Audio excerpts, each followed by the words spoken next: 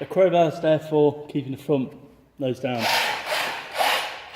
need to actually weigh how much that crowbar weighs, but you know, at full tilt it lifts it up. Hopefully when we have, I'll double check it's about £10 worth of pull those magnets to have. And that's if I don't, and that's only from these two, I can do it for them, the other two under the side spontines.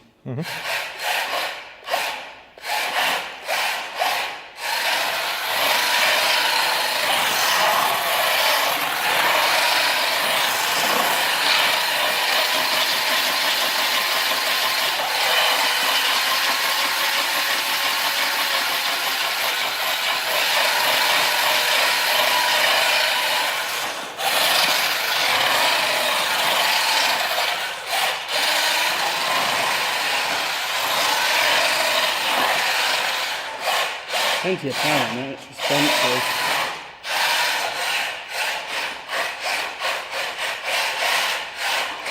I think one thing we need to do is just add